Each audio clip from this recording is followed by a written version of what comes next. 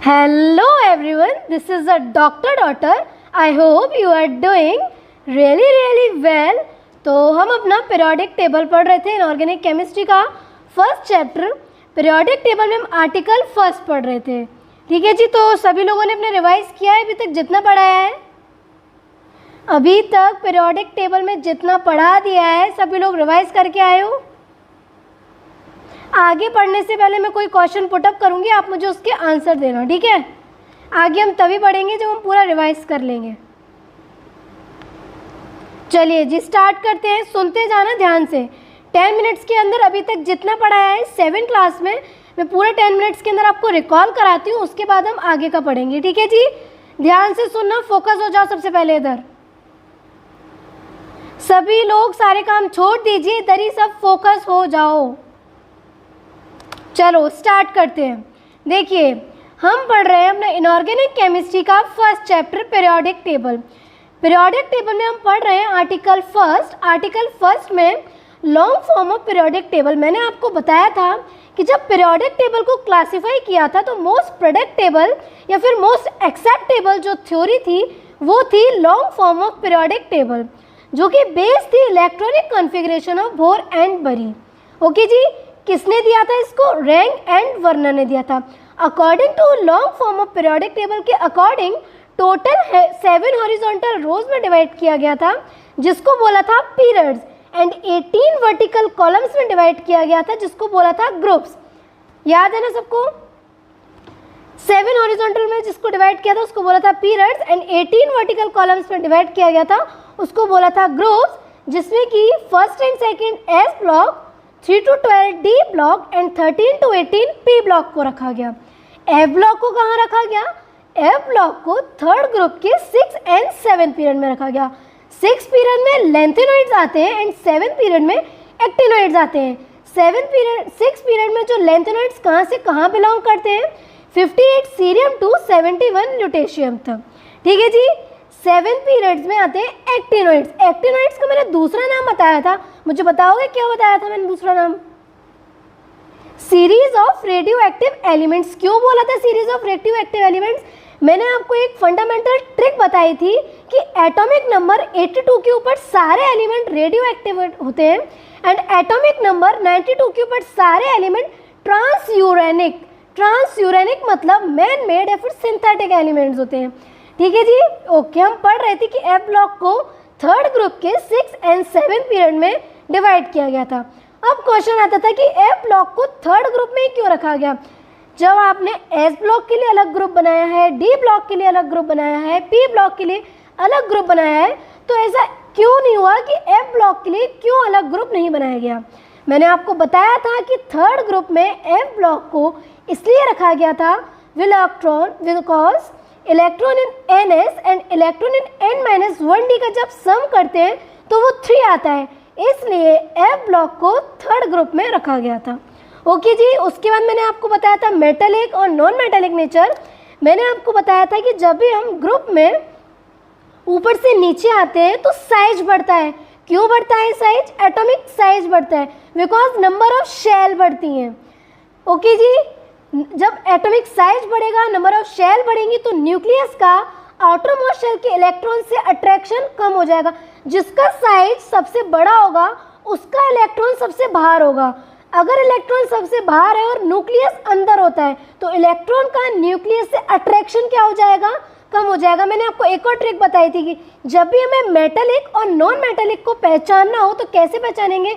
Always metals में electron को निकालने से देखते हैं और नॉन मेटल्स में इलेक्ट्रॉन को गेन करने से देखते हैं। ठीक है जी, तो न्यूक्लियस का आउटर मोस्ट शेल के इलेक्ट्रॉन से अट्रैक्शन कम हो जाएगा, जिसकी वजह से जिसका साइज ज़्यादा होगा वो इजीली इलेक्ट्रॉन को निकालकर अपना कॉन्फ़िगरेशन नोबल गैसेस जैसा रख लेगा।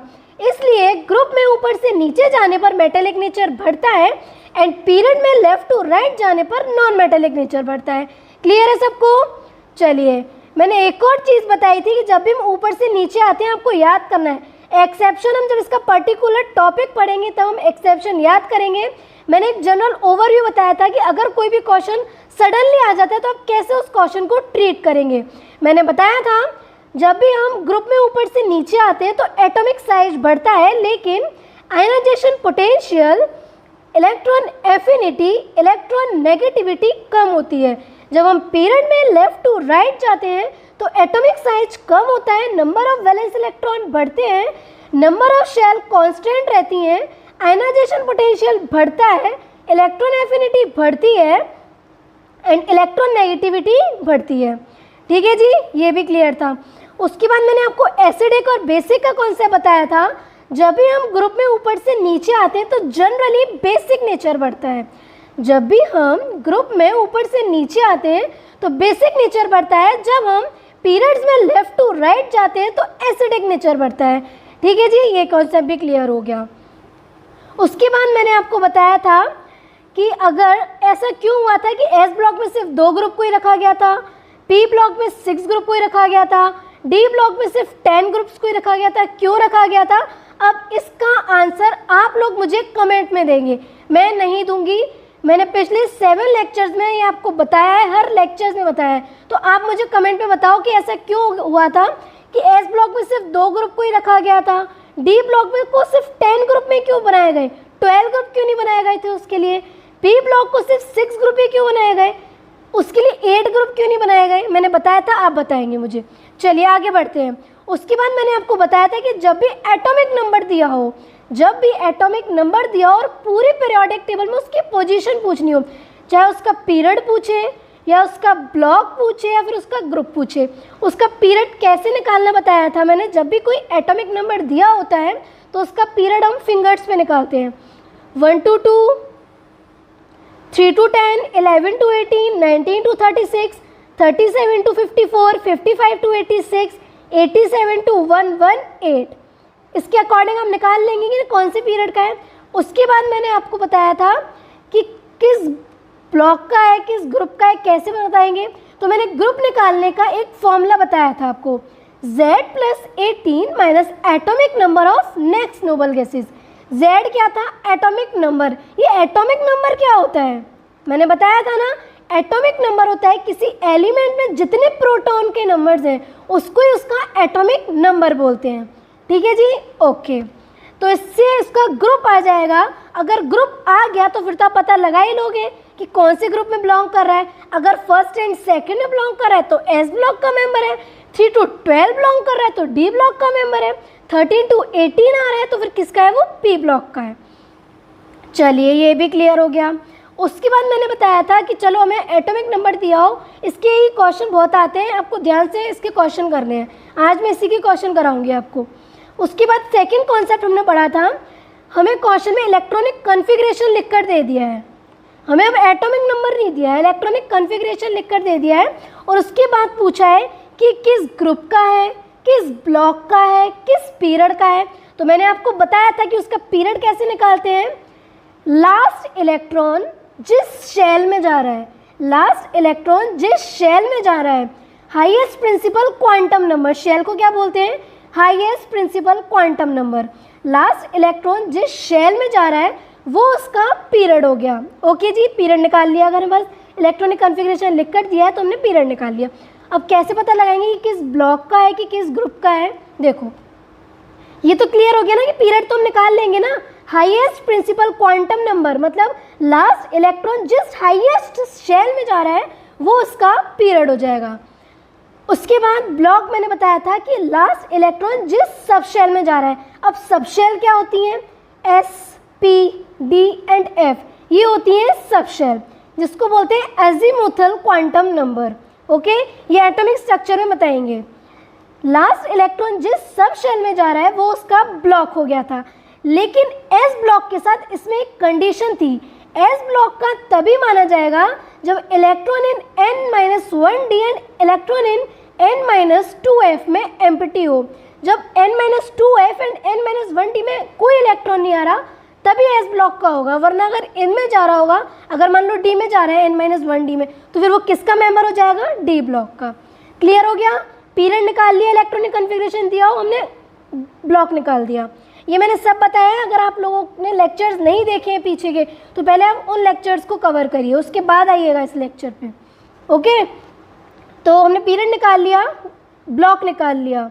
उसके बाद आता है कि चलो हमें ये तो पता पड़ गया कि ये एस ब्लॉक का है, पी ब्लॉक का है, जिस लास्ट इलेक्ट्रॉन जिस सब शेल में जा रहा होगा वो उसका ब्लॉक हो जाएगा। अब मैम ये बताइए कि उसका ग्रुप कैसे बताएंगे। मैंने इसका भी कॉन्सेप्ट बताया था, हमने ये पता लगा लिया कि एस ब्लॉक का है। अब ये एस ब्लॉक में तो 2 ग्रुप होते हैं ना, एस ब्लॉक में फर्स्ट ग्रुप का है कि सेकेंड ग्रुप का है, कैसे पता लगाएंगे। तो इसका मैंने आपको एक फॉर्मूला बताया था, इलेक्ट्रॉन इन एन एस वही उसके ग्रुप के नंबर के इक्वल होता है। अगर पी ब्लॉक का है, हमने पहले पहचान लिया है पी ब्लॉक का है, तो वो कैसे पता लगाएंगे पी ब्लॉक का है, 12 plus electron in an P का जो सम होगा वही उसका ग्रुप नंबर होगा। हमने ये पता लगा लिया है कि ये मेंबर डी ब्लॉक का है।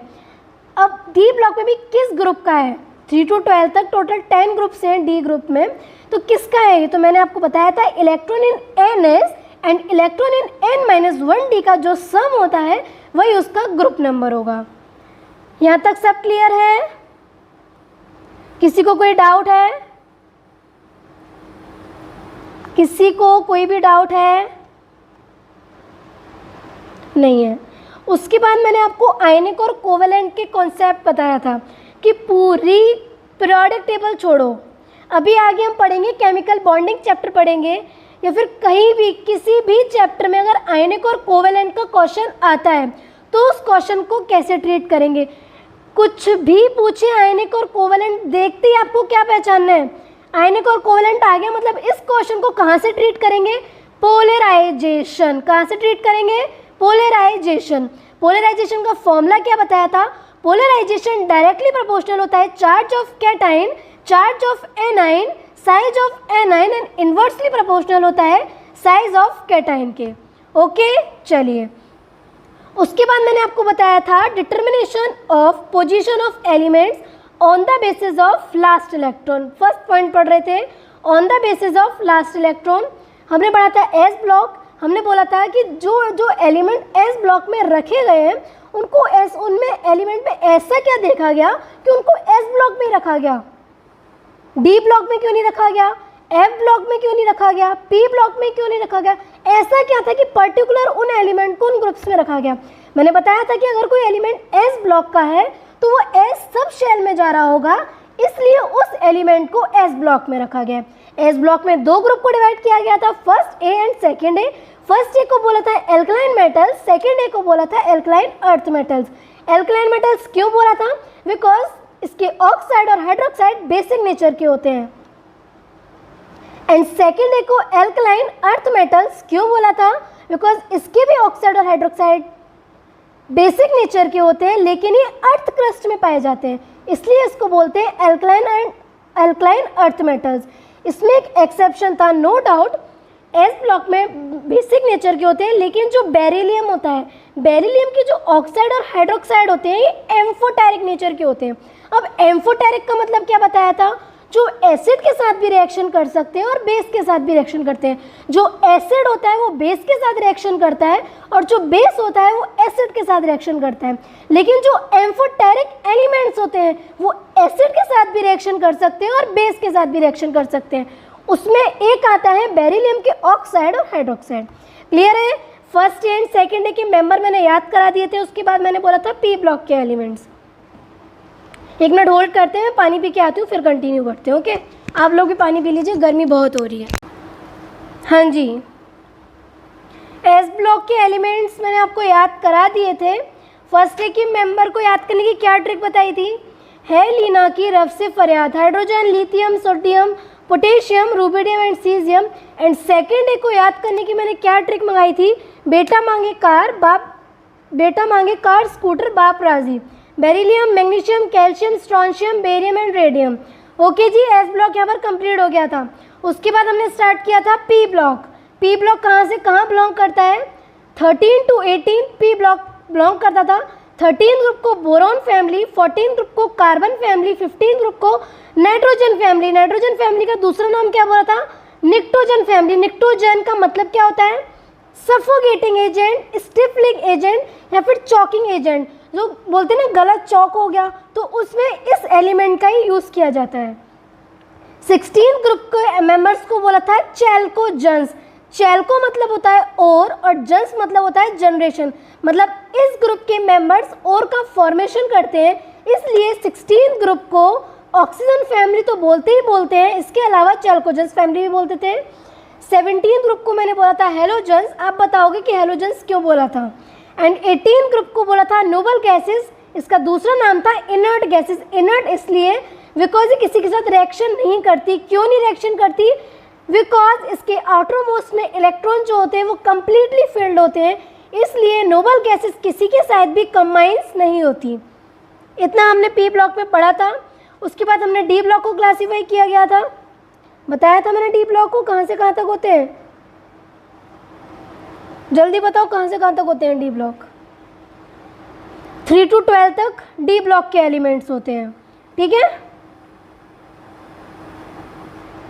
मैंने आपको बताया था कि always period first, second, third, fourth, fifth, six, seven तक पीरियड होते हैं, लेकिन डी ब्लॉक में सबसे पहले एलिमेंट्स फोर्थ पीरियड से स्टार्ट होते हैं। बिकॉज डी में सबसे स्टार्टिंग कहाँ से होती है? 3D से, क्योंकि n-1D तो पहले ही बनता है, तो सबसे पहले डी में कौन सा बनता है? 3D। इसलिए डी ब्लॉक में जो मेंबर्स या फिर जो एलिमेंट्स आते हैं वो फोर्थ पीरियड से आते हैं। इतना मैंने डी ब्लॉक में बताया था। उसके बाद एफ ब्लॉक, एफ ब्लॉक को का दूसरा नाम क्या था? Inner transition elements. Inner transition elements क्यों बोला था? बिकॉज ये कॉम्प्लेक्स कंपाउंड फॉर्मेशन करते हैं। जो एफ ब्लॉक में टोटल कितने एलिमेंट्स थे? 28। 14 elements lanthanoids and 14 elements actinoids. Lanthanoids कहाँ से कहाँ बिलोंग करते हैं आप बताएंगे मुझे कमेंट में। एक्टिनॉइड्स कहाँ से कहाँ बिलोंग करते हैं आप बताएंगे। अभी मैंने कम से कम 4-5 बार रिवीजन कर दिया, अब आप बताएंगे, मैं नहीं बताऊंगी। मैंने डी ब्लॉक में एक और कंडीशन बताई थी कि उसमें टोटल एलिमेंट्स कितने थे? 40 एलिमेंट्स थे। जो डी ब्लॉक के एलिमेंट्स होते हैं वो कलर शो करते हैं। कलर किस वजह से शो करते हैं डी ब्लॉक के elements? Due to D transition. ये तो डी ब्लॉक का हो गया, ध्यान से सुनो क्वेश्चन। ये तो डी ब्लॉक का हो गया क्योंकि डी ब्लॉक के मेंबर्स डी ट्रांजिशन की वजह से कलर शो करते हैं। लेकिन कोई भी एलिमेंट कलर क्यों शो करता है? कोई भी एलिमेंट हो, डी ब्लॉक की बात नहीं कर रही हूँ मैं, ध्यान से सुनो, डी ब्लॉक की बात नहीं कर रही हूँ। कोई भी एलिमेंट अगर कलर शो कर रहा है तो वो कलर क्यों शो कर रहा है? मैंने इसका रीज़न बताया था आपको। क्या रीज़न था? कोई भी एलिमेंट कलर प्रॉपर्टी तब शो करता है क्योंकि जब वो विजिबल रीजन से एनर्जी को एब्जॉर्ब करता है तो उसके जो इलेक्ट्रॉन्स होते हैं वो अपनी हायर एक्साइटेड स्टेट में पहुंच जाते हैं, जो कि इसकी स्टेबल नहीं होती। तो वो जो अपनी हायर एक्साइटेड स्टेट से ग्राउंड स्टेट में आते हैं तो वो एनर्जी का एमिशन करते हैं, और वही एनर्जी जो एमिट करते हैं हायर स्टेट से ग्राउंड स्टेट में आने पर वही एनर्जी हमें कलर के फॉर्म में विजिबल होती है। इसलिए कोई भी एलिमेंट कलर प्रॉपर्टी शो करता है। डी ब्लॉक में मैंने एक और बताया था कि ये वेरिएबल ऑक्सीडेशन स्टेट शो करते हैं। क्यों वेरिएबल ऑक्सीडेशन स्टेट शो करते हैं? Because electron in NS and electron in N-1D participate in bonding. Bonding में क्यों पार्टिसिपेट करते हैं? Due to same energy. ठीक है जी। एक इसका हज़ारों बार पूछा गया ये वाला क्वेश्चन कि जो ऐसे कौन से ब्लॉक के एलिमेंट्स हैं जो कैटलिस्ट में यूज़ होते हैं, तो उसका आंसर जाता है डी ब्लॉक। क्यों यूज़ होते हैं कैटलिस्ट में? Because due two variable oxidation state. यहाँ तक सबको क्लियर है? मेटेलॉइड्स, मेटल्स, नॉन मेटल्स, सबका कॉन्सेप्ट मैंने आपको बताया था। अगर कोई एलिमेंट्स पूछा है, अगर उससे नीचे वाला एलिमेंट पूछा है, साइड वाला एलिमेंट्स पूछा है, सब बता देंगे आप लोग। यहाँ तक हमने कल कवर कर लिया था, है ना। तो अब किसी को कोई भी डाउट हो, किसी का कोई भी क्वेश्चन हो तो मुझसे पूछो फटाफट, वरना मैं आगे बढ़ती हूँ। जल्दी, आपके पास 1 मिनट है। किसी को कोई डाउट है कमेंट पे लिख दो फटाफट।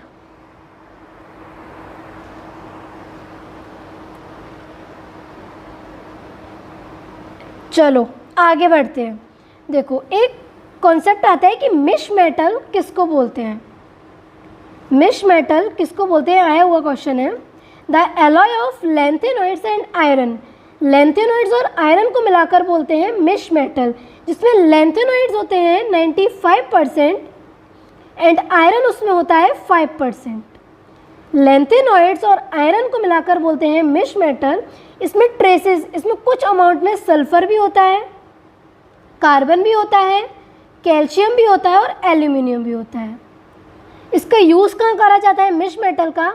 मैग्नीशियम बेस्ड एलॉय होती है ये। Due to produce bullets proof जो जैकेट्स बनाई जाती हैं उसमें मिश मेटल का यूज़ किया जाता है। शेल बनाने के लिए, शेल पढ़ते हैं ना, शेल बनाने के लिए मिश मेटल का यूज़ किया जाता है। एंड लाइटर फ्लिंट बनाने में भी मिश मेटल का यूज़ किया जाता है। उसके बाद आता है ट्रांसयूरेनिक एलिमेंट्स। मैंने बताया था कि एटॉमिक नंबर 92 के ऊपर सारे एलिमेंट ट्रांसयूरेनिक एलिमेंट होते हैं। इसको मैन मेड एलिमेंट या फिर सिंथेटिक एलिमेंट्स बोलते हैं। एक और नोट पॉइंट लिखिए, चलो जल्दी लिखो, नोट्स तो बनाते हुए चल रहे हैं ना आप लोग। लिखो note point. The chemistry of actinoids The chemistry of actinoids is more complex. The chemistry of actinoids is more complex than that of lanthanoids.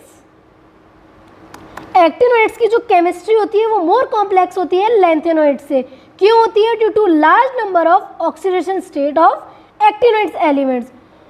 No doubt कि लैंथेनोइड एक्टिनोइड्स में जो लैंथेनोइड्स होता है उसमें large number of oxygen state variable करती है। इस वजह से chemistry of actinoids more complex होती है एज कंपेयर टू लैंथेनोइड्स। चलो देखो, हम अपना कॉन्सेप्ट पढ़ रहे थे क्लासिफिकेशन ऑफ एलिमेंट्स, जिसमें हमने फर्स्ट पढ़ा था on the basis of entry of last electron. अब हम पढ़ते हैं बोर क्लासिफिकेशन। ओके जी, बोर क्लासिफिकेशन के अकॉर्डिंग हम क्लासीफाई पढ़ेंगे एलिमेंट्स का। देखो बोर क्लासिफिकेशन क्यों बोलते हैं? बिकॉज इसको बोर नाम के साइंटिस्ट ने दिया था। सबसे बाहर वाली जो एलिमेंट्स होते हैं, जो सबसे बाहर वाले एलिमेंट जिस शेल में आते हैं उसको बोलते हैं आउटर मोस्ट शेल या फिर अल्टीमेट शेल, जिसमें इलेक्ट्रॉन का नंबर होता है ns2 एंड np6। उसके अंदर आएंगे, शेल होती है ना, ये न्यूक्लियस है, ये क्या है? शेल है। तो सबसे आउटर मोस्ट वाली जो शेल होती है उसको बोलते हैं आउटर मोस्ट शेल या फिर अल्टीमेट शेल। ये सबसे बाहर वाली शेल है, देखो ध्यान से, इसको बोल रहे हैं आउटर मोस्ट शेल या फिर अल्टीमेट शेल। इसके अंदर वाली शेल को बोलेंगे पेनल्टीमेट शेल, इसके अंदर वाली शेल को बोलेंगे प्री पेनल्टीमेट शेल। अगर आउटर मोस्ट शेल है तो उसका इलेक्ट्रॉनिक कॉन्फ़िगरेशन होगा ns2 np6। उसके अंदर वाली में जब आएंगे हम पेनल्टीमेट शेल में तो उसका इलेक्ट्रॉनिक कॉन्फ़िगरेशन होगा n-1 s2 n-1 d10 n-1 p6। जब उसके भी अंदर आएंगे तो उसको बोलते हैं प्री पेनल्टीमेट शेल, जिसका इलेक्ट्रॉनिक कॉन्फ़िगरेशन होता है n-2 s2 n-2 f10 n-2 d10 n-2 p6। देखो, जो नोबल गैसेस होती हैं जिसको क्या बोलते हैं? Inert gases. जो नोबल गैसेस होती हैं उसको बोलते हैं इनर्ट गैसेस। इनर्ट का मतलब होता है नॉन रिएक्टिव। जो नोबल गैसेस होती हैं इनकी अल्टीमेट शेल मतलब आउटर मोस्ट शेल भी कम्प्लीटली फिल्ड होती हैं, पेनल्टीमेट शेल भी कम्प्लीटली फिल्ड होती हैं एंड प्री पेनल्टीमेट शेल भी कम्प्लीटली फिल्ड होती हैं। ठीक है जी, याद करो मेरे साथ। जो नोबल गैसेस होती हैं इनकी अल्टीमेट शेल भी कम्प्लीटली फिल्ड होती हैं, प्री पेनल्टीमेट शेल भी कम्प्लीटली फिल्ड होती हैं और पेनल्टीमेट शेल भी कम्प्लीटली फिल्ड होती हैं। इसके बाद आते हैं normal and representative element. Normal and representative element जिसमें रखा गया है एस एंड पी ब्लॉक को। लेकिन no doubt normal and represented element में एस एंड पी ब्लॉक को रखा गया है एक्सेप्ट 18 ग्रुप, क्योंकि 18 ग्रुप को तो हमने पहले ही डिवाइड कर दिया ना। इसकी तो आउटर मोस्ट शेल भी कम्प्लीटली फिल्ड है, पेनल्टीमेट शेल भी कम्प्लीटली फिल्ड है और प्री पेनल्टीमेट शेल भी कम्प्लीटली फिल्ड है। लेकिन जो रिप्रेजेंटेटिव एलिमेंट होते हैं एस एंड पी ब्लॉक के मेंबर्स, उसकी आउटर मोस्ट शेल जो होती है वो कम्प्लीटली फिल्ड नहीं होती हैं, जबकि उसकी पेनल्टीमेट शेल भी कम्प्लीटली फिल्ड होती है और प्री पेनल्टीमेट शेल भी कम्प्लीटली फिल्ड होती है। एक को कम करते जाओ, उसका आंसर आ जाएगा। थर्ड होता है ट्रांजिशन एलिमेंट्स। ट्रांजिशन एलिमेंट्स मतलब डी ब्लॉक के एलिमेंट्स। अच्छा, मुझे क्वेश्चन बताओ तो कि डी ब्लॉक को ट्रांजिशन एलिमेंट्स क्यों बोला था? मैंने रीज़न बताया था, बिकॉज ये ब्रिज का फॉर्मेशन करते हैं to most reactive metals to less reactive metals के बीच ब्रिज का फॉर्मेशन करते हैं, क्योंकि डी ब्लॉक को बीच में तो रखा गया है एस एंड पी ब्लॉक से। इसलिए डी ब्लॉक को ट्रांजिशन एलिमेंट्स बोलते हैं। मैंने एक और कॉन्सेप्ट बताया था, जो 12th ग्रुप के मेंबर्स थे, 12th ग्रुप के मेंबर्स को क्या बोला था, वॉलेटाइल मेटल्स, जिसमें किस किस एलिमेंट को रखा गया था, जिंक, कैडमियम एंड मरकरी। इनको ट्रांजिशन एलिमेंट्स नहीं बोलते। क्यों नहीं बोलते ट्रांजिशन एलिमेंट्स? उसका आंसर यहीं पर ही है, बिकॉज ट्रांजिशन एलिमेंट्स में ना ही तो outermost shell completely filled होती हैं और ना ही पेनल्टीमेट शेल कंप्लीटली फिल्ड होती हैं। इसलिए 12th ग्रुप, लेकिन जो 12th ग्रुप होता है उसमें पेनल्टीमेट शेल कंप्लीटली फिल्ड होती हैं, जबकि यहाँ पर तो ये बता रहे हैं कि ट्रांजिशन एलिमेंट्स में पेनल्टीमेट शेल इनकम्प्लीट होती हैं, जबकि 12th ग्रुप में तो पेनल्टीमेट शेल कंप्लीटली फिल्ड है। इसलिए 12th ग्रुप को ट्रांजिशन एलिमेंट्स नहीं बोलते। ओके, चलिए आगे बढ़ते हैं। Inner transition elements, inner transition elements किसको बोला था? एफ ब्लॉक को। इसमें ना ही तो outermost shell completely filled होती हैं, ना ही पेनल्टीमेट शेल कंप्लीटली फिल्ड होती हैं और ना ही प्री पेनल्टीमेट शेल कंप्लीटली होती है। प्री पेनल्टी के अंदर जो अंदर होंगी, अंदर से अंदर वाली जो होंगी वो कंप्लीटली फिल्ड होगी। ओके, चलिए अब इन ग्रुप को अलग अलग पढ़ते हैं, क्लासीफाई करते हैं। सबसे पहले पढ़ते हैं नोबल गैसेस। नोबल गैसेस का नाम, दूसरा इनर्ट गैसेस। इनर्ट का मतलब होता है नॉन रिएक्टिव। नोबल गैसेस में आता है 18th ग्रुप, मैंने याद कराया था, 2 helium, 10 neon, 18 argon, krypton 36, xenon 54, radon 86 and 118। पहले इसका नाम डिस्कवर नहीं हुआ था, लेकिन अब इसका नाम डिस्कवर हो गया है, तो आप नोट कर लीजिए। एक मिनट,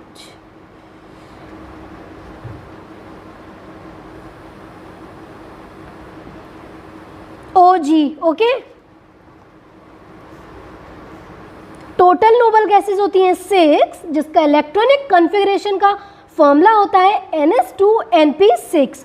देखो, जो नोबल गैसेस होती हैं इनके आउटर मोस्ट शेल में कंप्लीटली फिल्ड होती हैं, इनके आउटर मोस्ट शेल में 8 इलेक्ट्रॉन्स होते हैं।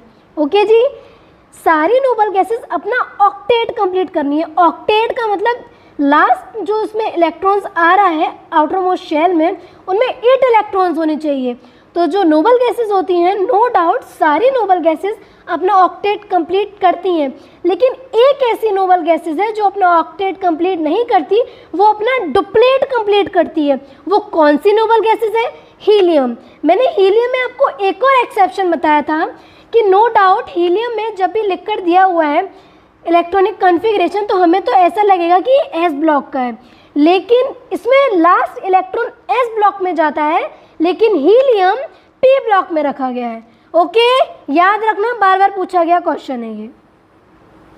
आगे यही बताया गया है कि नोबल गैसेस जो होती हैं इनके आउटर मोस्ट शेल में 8 इलेक्ट्रॉन्स आते हैं, इसलिए नोबल गैसेस अपना ऑक्टेट कंप्लीट करती हैं, जबकि जो हीलियम होती है वो डुप्लेट कंप्लीट करती है। ओके, लेकिन फिर भी अगर पूछ ले कि नोबल गैसेस में सिर्फ 2 नोबल गैसेस ऐसी हैं जो अगर रिएक्ट करेंगी तो कर लेंगी, कौन सी है वो noble gases? Krypton and xenon. क्यों है? क्यों रिएक्शन अगर रिएक्ट कर रही हैं तो कोई ना तो उसके पीछे लॉजिक छुपा होगा ना। वैसे तो नोबल गैसेस कंबाइन नहीं होती किसी के साथ, लेकिन क्रिप्टन एंड ज़ेनॉन कंबाइन हो रही हैं, तो क्यों कंबाइन हो रही हैं और किसके साथ कंबाइन हो रही हैं? क्रिप्टन एंड ज़ेनॉन सिर्फ ऑक्सीजन एंड फ्लोरीन के साथ ही कंबाइन हो रही हैं due to high EN of oxygen and fluorine. EN हम आगे पढ़ेंगे। EN होता क्या है? Electron negativity. Electron negativity electron को अपने ऊपर खींचने की टेंडेंसी होती है। क्या होती है इलेक्ट्रॉन नेगेटिविटी? इलेक्ट्रॉन को अपनी तरफ अट्रैक्ट या फिर खींचने की टेंडेंसी होती है, उसको बोलते हैं इलेक्ट्रॉन नेगेटिविटी। सिर्फ 2 नोबल गैसेस ऐसी हैं, क्रिप्टन एंड ज़ेनॉन, जो ऑक्सीजन एंड फ्लोरीन के साथ कंबाइन करती हैं। ऑक्सीजन एंड फ्लोरीन के साथ कंबाइन क्यों करती हैं? Due to high EN of oxygen and fluorine. Okay, clear है यहाँ तक सबको? किसी को कोई डाउट है?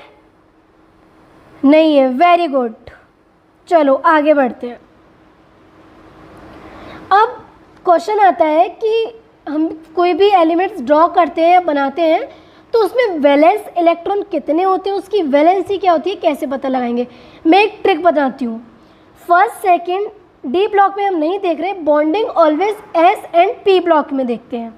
याद रखना बॉन्डिंग हमेशा always s and p blocks में देख रहे हैं, तो हम वैलेंस इलेक्ट्रॉन जो देख रहे हैं वो s एंड p ब्लॉक में देख रहे हैं।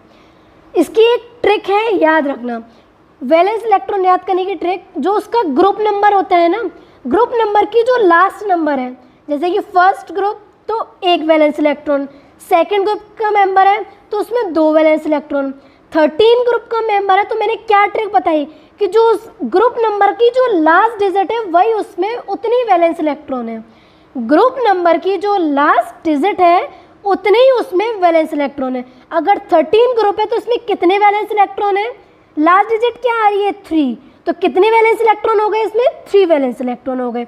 अगर 14 ग्रुप का मेंबर है तो कितने वैलेंस इलेक्ट्रॉन होंगे 4 वैलेंस इलेक्ट्रॉन होंगे। कैसे, 14 ग्रुप में लास्ट डिजिट क्या आ रही है, याद करने की ट्रिक बता रही हूँ। 14 ग्रुप में लास्ट डिजिट क्या आ रही है 4, तो इसमें 4 वैलेंस इलेक्ट्रॉन है।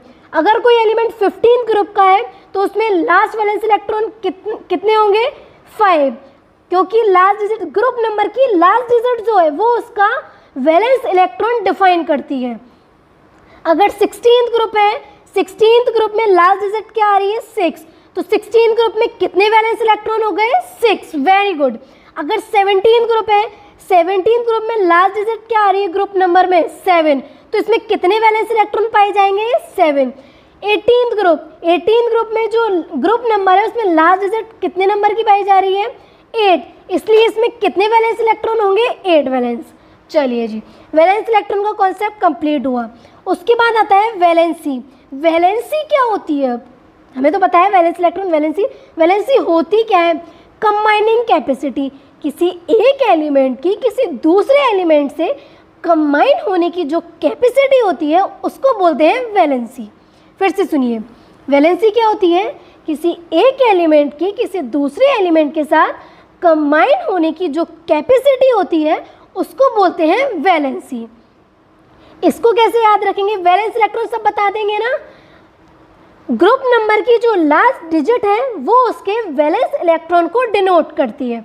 वैलेंसी को याद करने की ट्रिक देखो, first, second and 13 and 14, first, second, 13, 14 मतलब आगे के जो 4 ग्रुप हैं एस एंड पी में, first group, second group, 13 group and 14 group में जितने उसके वैलेंस इलेक्ट्रॉन है वही उसकी वैलेंसी है। याद करने की ट्रिक बता रही हूँ, जितने उसमें उसके वैलेंस इलेक्ट्रॉन है उतनी उसकी वैलेंसी है। लेकिन 14th ग्रुप के बाद में वैलेंस इलेक्ट्रॉन तो बता दोगे ना, जो ग्रुप नंबर में लास्ट डिजिट है वो उसके वैलेंस इलेक्ट्रॉन है, और valency first, second, 13 and 14 group में जितनी वैलेंस इलेक्ट्रॉन है उतनी ही वैलेंसी है। लेकिन 14th ग्रुप के बाद वैलेंसी निकालने के लिए आप 8 में से 5 को माइनस कर दीजिए, मतलब 5 को नहीं, 8 में से जो वैलेंस इलेक्ट्रॉन है उसको माइनस कर दीजिए तो उसकी वैलेंसी आ जाएगी। फिर से सुनो, वैलेंस इलेक्ट्रॉन कैसे पता लगाएंगे, ग्रुप नंबर की जो लास्ट डिजिट होती है वो उसके वैलेंस इलेक्ट्रॉन को डिनोट करती है। अगर मान लो 16th ग्रुप है तो 16th ग्रुप की लास्ट डिजिट कौन सी आ रही है 6 ना, 1 एंड 6, 16 ग्रुप जो बना है 1 एंड 6 से ही बना है ना, तो लास्ट डिजिट 6 आ रही है, तो इसमें कितने वैलेंस इलेक्ट्रॉन है 6 वैलेंस इलेक्ट्रॉन है। लेकिन अगर हमें वैलेंसी निकालनी है तो फर्स्ट, सेकेंड एंड 13 एंड 14 में जितने वैलेंस इलेक्ट्रॉन होते हैं उतनी ही वैलेंसी होती है। लेकिन 14th ग्रुप के बाद 8 में से उसके वैलेंस इलेक्ट्रॉन को माइनस कर दो, यहाँ पर लिख लो फॉर्मूला। वैलेंसी निकालने के लिए फॉर्मूला होता है 8 minus number of valence electron, तो क्या आ जाएगी उसकी वैलेंसी आ जाएगी। ये हर एक के छोटे पॉइंट्स को लिखते हुए चलना है, ठीक है। क्लियर है, वैलेंसी सबकी निकाल दोगे। 15th ग्रुप की वैलेंसी मुझे निकाल कर बताओ, दोनों बताओ, 15th ग्रुप की वैलेंस इलेक्ट्रॉन एंड वैलेंसी दोनों निकाल कर बताओ मुझे जल्दी फटाफट। कैसे निकालेंगे वैलेंस इलेक्ट्रॉन, 15th ग्रुप दिया हुआ है, कोई भी एलिमेंट 15th ग्रुप का है, वैलेंस इलेक्ट्रॉन कैसे निकालेंगे, 15 लास्ट डिजिट क्या है इसकी 5, तो कितने वैलेंस इलेक्ट्रॉन हो गए 5। वैलेंसी कैसे निकालेंगे, अभी ना फर्स्ट ग्रुप है, ना सेकंड ग्रुप है, ना 13 ग्रुप है, ना 14 ग्रुप है, कौन सा ग्रुप है 14 के बाद वाला ग्रुप है। तो वैलेंसी निकालने का क्या फॉर्मूला बताया है, 8 minus valence electron, valence electron कितने हैं? ग्रुप नंबर की जो लास्ट डिजिट होती है वही उसके वैलेंस इलेक्ट्रॉन होते हैं। 8 - 5 3 वैलेंस इलेक्ट्रॉन हो गए। ओके, अगर मैंने आपसे पूछा है कि सोडियम की वैलेंसी बताओ, मैंने सब याद करा दिया, अब आप नहीं बोल सकते हो कि हमें नहीं पता है कि सोडियम कहाँ आता है। सिर्फ डी ब्लॉक के एलिमेंट्स को छोड़कर मैंने एस ब्लॉक के मेंबर भी याद करा दिए और पी ब्लॉक के मेंबर भी याद करा दिए, सिर्फ डी एंड एफ ब्लॉक के बचे हैं।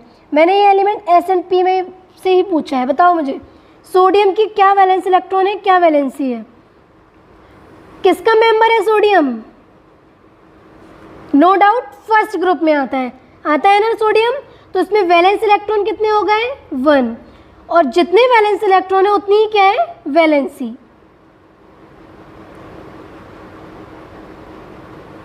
वैलेंस इलेक्ट्रॉन वैलेंसी के इक्वल है।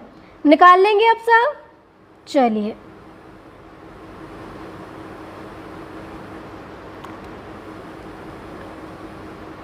तो बोर क्लासिफिकेशन में हम पढ़ रहे थे, सबसे पहले हमने पढ़ा था नोबल गैसेस और इनर्ट गैसेस।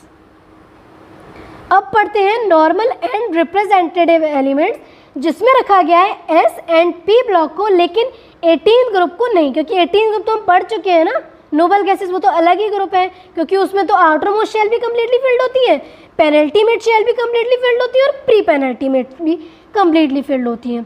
जो एस एंड पी ब्लॉक के मेंबर्स के जो एलिमेंट्स होते हैं उनकी आउटर मोस्ट शेल के इलेक्ट्रॉन कंप्लीटली फिल नहीं होते। तभी तो कह रहे थे कि इलेक्ट्रॉन को निकालने से देखेंगे या इलेक्ट्रॉन को लेने से देखेंगे, तभी इसमें इलेक्ट्रॉन को निकालने से और लेने से देखते हैं।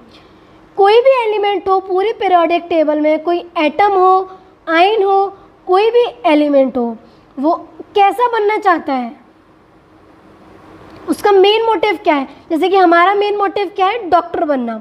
ऐसे ही कोई भी एलिमेंट हो पूरे पीरियोडिक टेबल में, उसका मेन मोटिव होता है अपना कॉन्फ़िगरेशन नोबल गैसेस जैसा करना। क्लियर हो गया ना सबको? कोई भी एलिमेंट का क्या मेन मोटिव है? वो चाह ही रहा है कि उसका कॉन्फ़िगरेशन नोबल गैसेस जैसा हो जाए। देखो, नॉर्मल एंड रिप्रेजेंटेड एलिमेंट्स में एस एंड पी ब्लॉक के मेंबर्स आते हैं, 18 ग्रुप नहीं आता। नॉर्मल एंड रिप्रेजेंटेटिव एलिमेंट्स क्या होते हैं? इनकी आउटर मोस्ट शेल में जो इलेक्ट्रॉन्स होते हैं वो इनकम्प्लीटली फिल्ड होते हैं।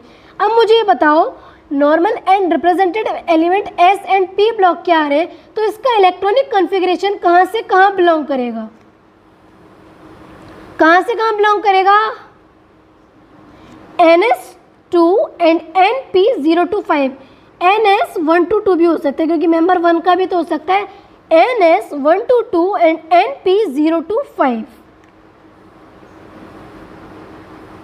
थोड़ा सा बचा है बस 5 मिनट का, ठीक है। देखो, अब आता है कॉन्सेप्ट डायगोनल रिलेशनशिप। इस कॉन्सेप्ट को ध्यान से पढ़ना, इसमें हर ईयर इस टॉपिक में से क्वेश्चन आता ही आता है। पहली बात तो सबसे पहले क्वेश्चन आता है कि डायगोनल रिलेशनशिप कौन कौन से ग्रुप के मेंबर शो करते हैं। ध्यान से सुनना, फोकस हो जाओ। पहले तो first group, second group, 13 group and 14 group के बीच डायगोनल रिलेशनशिप देखा जाता है।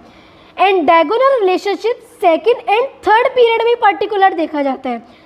सुनो ध्यान से, diagonal relationship first group, second group, 13 group and 14 group में देखा जाता है, and second period and third period में देखा जाता है। देखो, lithium second group, second period का मेंबर है। लिथियम जो है वो मैग्नीशियम से सिमिलर प्रॉपर्टी शो करता है, जबकि अलग अलग ग्रुप के मेंबर हैं लेकिन फिर भी सिमिलर प्रॉपर्टी शो करते हैं। तो ये डायगोनल हो गया कि नहीं हो गया? इसलिए इसको क्या बोला गया है? Diagonal relationship. जो बेरिलियम है वो एल्यूमिनियम की सिमिलर प्रॉपर्टी शो करता है, जो बोरॉन है वो सिलिकॉन की सिमिलर प्रॉपर्टी शो करता है, इसलिए इसको बोलते हैं डायगोनल रिलेशनशिप। याद करने की ट्रिक ऐसे है, 312, 413 और 514।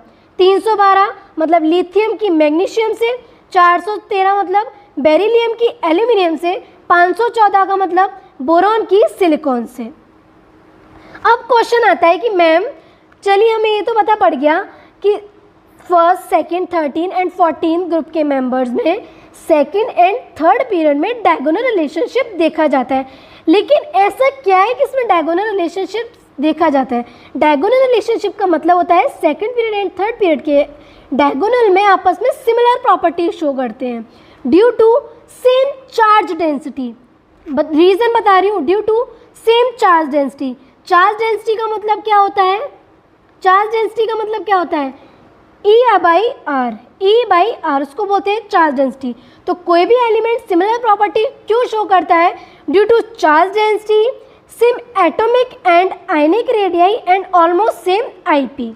ओके जी, क्लियर है सबको? चलिए अब क्वेश्चन आता है ब्रिज एलिमेंट किस किस को बोलते हैं? PYQ में आया हुआ क्वेश्चन है ये। ब्रिज एलिमेंट किस किस को बोलते हैं? Lithium, beryllium and boron. किसको बोलते हैं bridge element? Lithium, beryllium and boron. क्यों बोलते हैं ब्रिज एलिमेंट? क्योंकि ये एलिमेंट्स आपस में ब्रिज का फॉर्मेशन करते हैं, इसको इसलिए बोलते हैं ब्रिज एलिमेंट्स। टिपिकल एलिमेंट्स कौन से होते हैं? 11 sodium to 17 chlorine. 11 sodium to 17 chlorine जिसको बोलते हैं टिपिकल एलिमेंट्स। क्यों बोलते हैं टिपिकल एलिमेंट्स? क्योंकि ये अपने ग्रुप के फर्स्ट मेंबर्स होते हैं, क्योंकि ये अपने ग्रुप के सेकेंड पीरियड में आते हैं, तो ये मोस्ट प्रोबेबली जो पूरे ग्रुप के मेंबर होते हैं वो इनके सिमिलर प्रॉपर्टी शो करते हैं। इसलिए 11 सोडियम टू 17 क्लोरीन के जो मेंबर होते हैं उनको हम बोलते हैं टिपिकल एलिमेंट्स। क्लियर है सबको? चलिए जी, आज की क्लास यहाँ पर जितना हमने पढ़ना था आज पढ़ लिया है।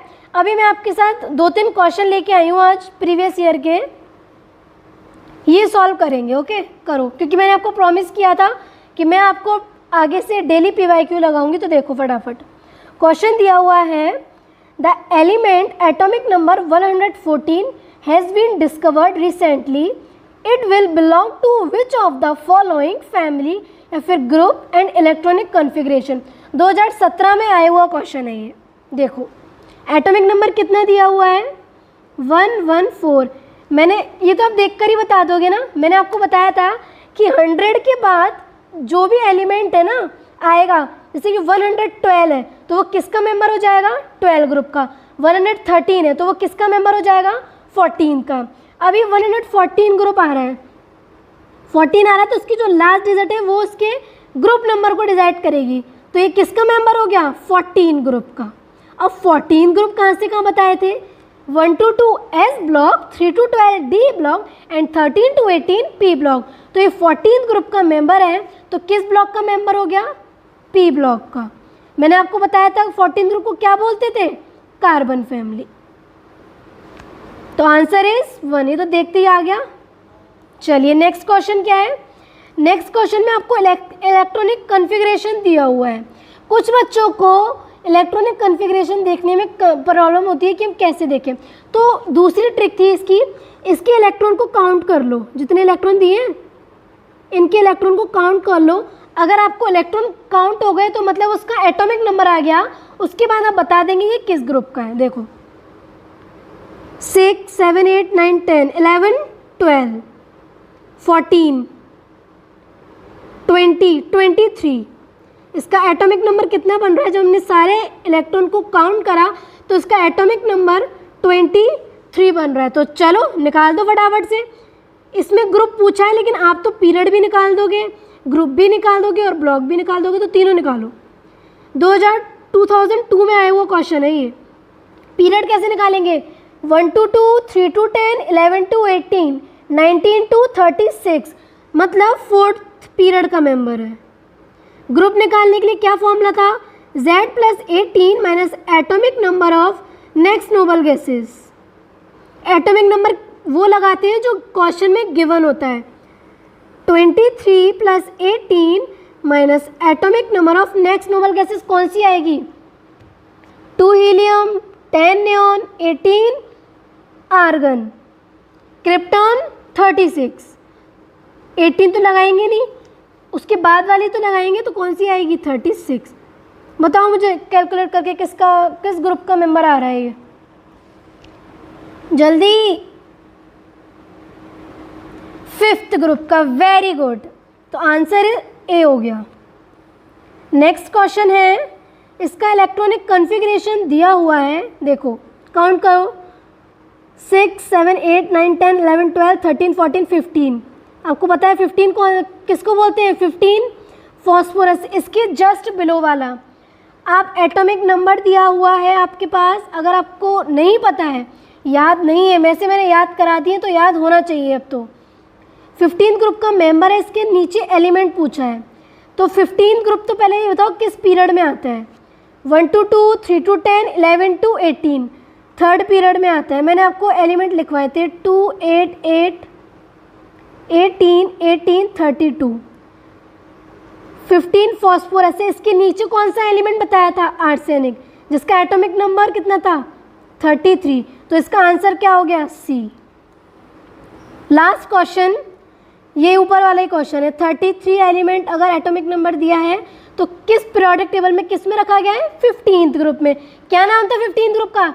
Nitrogen family. कहाँ आ गया 15th ग्रुप? होगा कहीं, ये 1993 में आया हुआ है। तो जो 15th ग्रुप था ना, पहले उसको 5th ग्रुप भी बोलते थे। ओके, तो इसका आंसर हो जाएगा सी। क्लियर है?